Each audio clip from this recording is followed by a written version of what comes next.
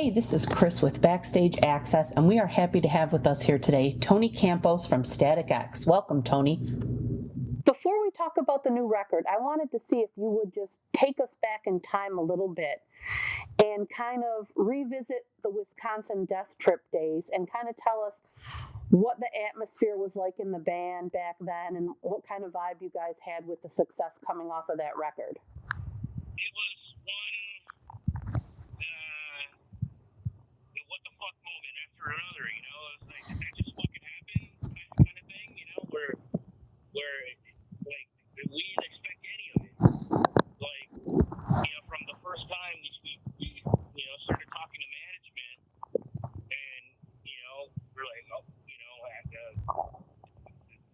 dreaming of aspirations and right. And the most we were thinking of was you know, touring in a dually pickup truck pulling a trailer. You know, that was like our goal. Right. Like that was the height of our expectations. So you know, so everything that happened was like, you know, from like moments where we got to tour in a RV instead of a van, and then the first time we actually got to tour in a bus. It was just like one what the fuck moment after the other, you know? Sure, I imagine. Now, of course, a lot's changed since then, and you know the biggest being the loss of Wayne back in 2014. But last year was the 20th anniversary of that album. So, how did the idea of kind of doing a tour come about? And did anyone in the band kind of have any misgivings or trepidations about doing it? Well, the idea for the tour came about from my feeling that Wayne never got the send-off he deserved. And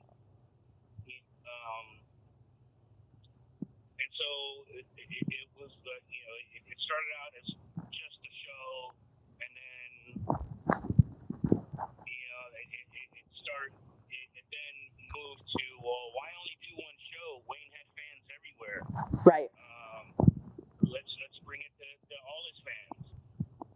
And so that's where the tour idea developed. And at the time, we were already working on the music, and the 20th anniversary of Wisconsin Death Trip was coming up. And so, you know, I was discussing it with the other guys, and we were just like, you know, if we're ever going to do anything, now's the time? That would be the time to do it. Yeah.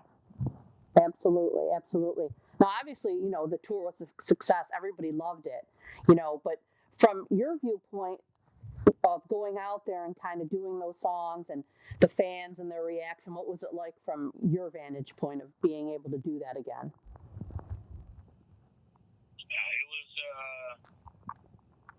It was definitely a bittersweet experience. Sure. You know, not having Wayne there, but you know, getting to play with Kenny and Felici again, you know, that was a really big moment for me. You know, just that first show that we did together.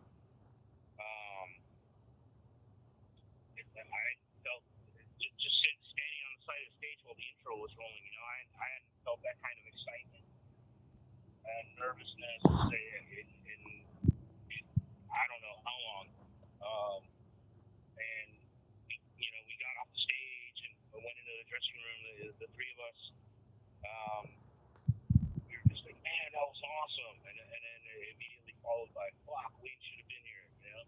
Right. So it was definitely a bittersweet experience, but it was cathartic in a way too.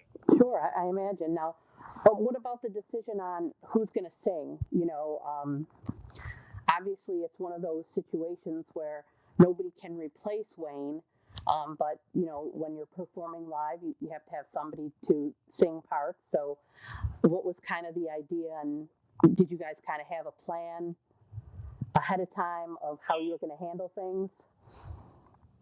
Well, you know, like once we decided that we were going to do this live, the question became,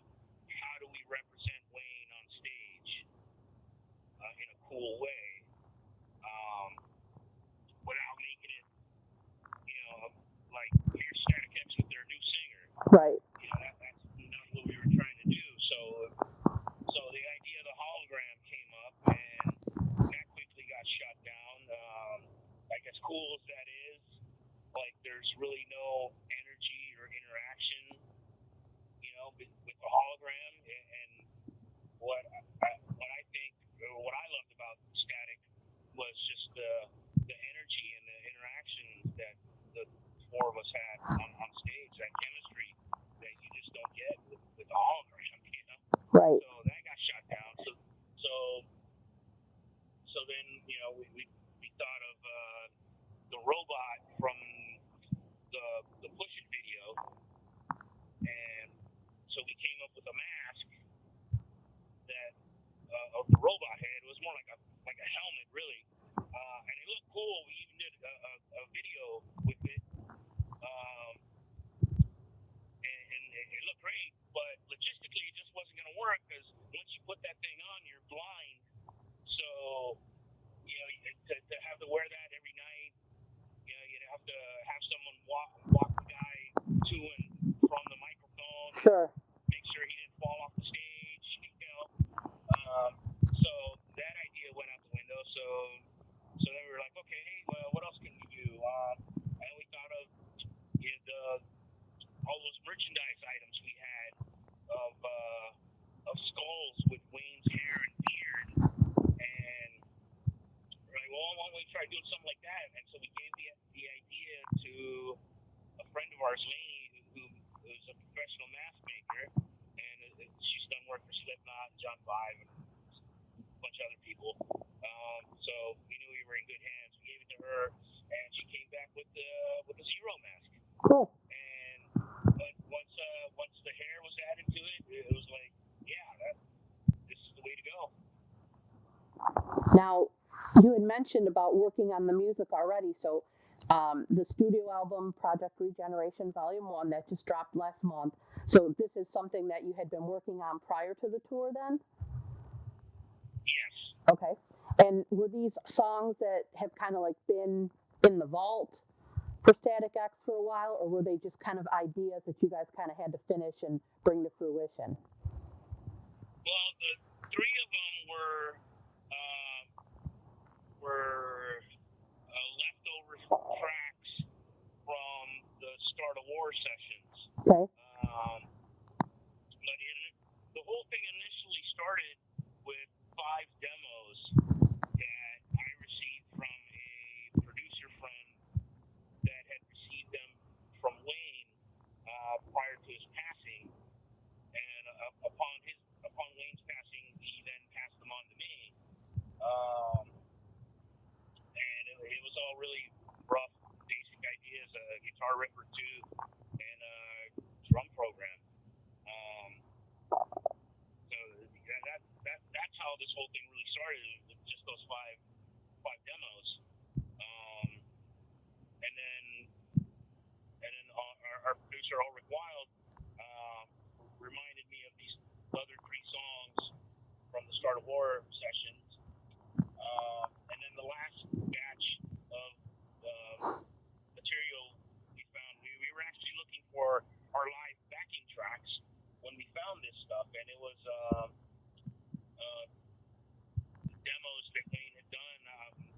We really don't know when, but they were demos that I'd never heard before. And a lot of the tapes were damaged, so on a lot of that stuff we were only able to recover vocal performances.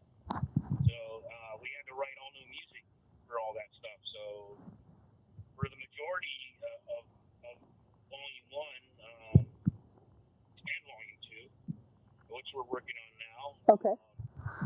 It's a lot of fresh material. Cool. But the bare bones of it, are Wayne's. Okay. So now Volume 2, it's also going to be from these soundtracks of Wayne's old demos as well, and then you guys are going to build the music off of those? Yeah. Very nice. Okay, so I saw that Al Jorgensen's on one of the tracks, and I see that you've also been on some of Ministry's records. So tell us a little bit about how that came to be, him being on one of the tracks, and what it's like working with Al. Well, yeah, I've been fortunate enough to worked with Al on and off since 2008, and I consider him a friend, and I think he thinks of me as a friend. So, that's pretty cool. And so when I actually went to him and asked him if he would be part of this. Because initially we only had one track with Wayne's vocals, so the idea was to invite all our friends and people that Wayne admired to fill in and do vocal performances for him. And Al was one of the first people I approached. And as we found more and more Wayne's vocal performances, the need for guest vocalists pretty much disappeared. Right. But I wanted to keep Al on the record. Just the two bands that we ripped off the most were Ministry and Prong. To have Al on one of our records. If Wayne was here, I know he'd be shitting his pants. to have Al on one of our records. So yeah, that was really cool. And so I took the track over to his house, spent the day, had some drinks, and watched him work his magic. And it was a really cool day. Awesome. Now you have a lot more material to go through for Volume 2, and how are you picking and choosing, which songs that you guys are going to, rework with music? We're working on that.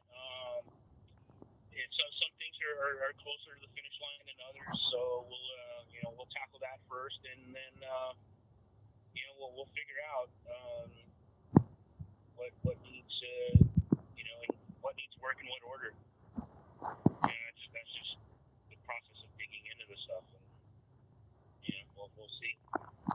Now I know that with everything going on in the world this year, with the pandemic, touring is kind of not a thing right now, but do you have any updates on, are you guys eventually going to go back on the road in support of this record, and do we have anything maybe planning in for next year? Yeah, maybe next year. This year looks like it's pretty shot. Yeah. It's really hard to plan anything, because with what's going on. Yeah, you just don't know. One minute things look like they're getting better, and then before you know it, things are getting worse.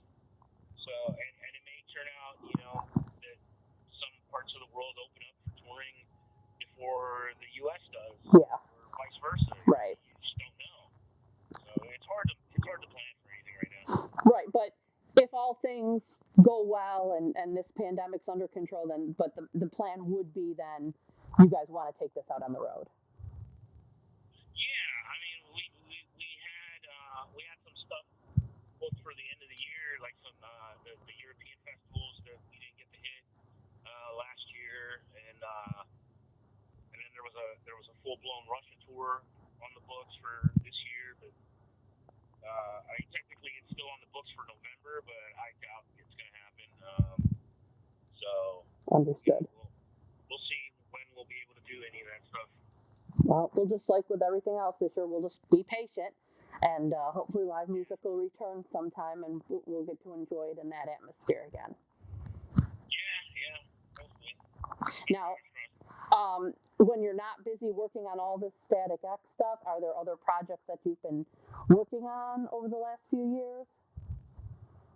I've been doing stuff with my friends, Cazares from Fear Factory and Emilio Marquez from Possessed. We've been doing a side project together for almost 20 years now called Asesino, death metal grindcore in Spanish, and we were doing some shows here and there, and currently we're trying to write songs for our third album, which our second album came out maybe 15 years ago. So we're a little overdue. Right.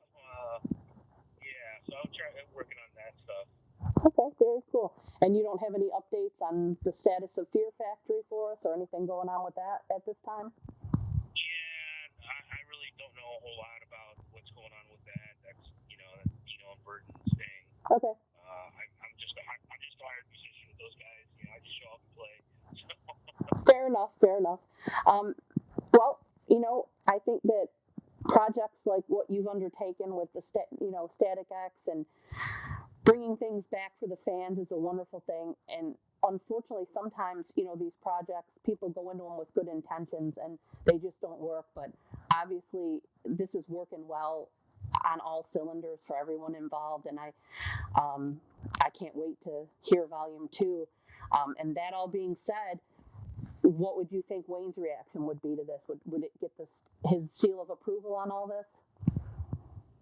Yeah, I think he'd be cool with it.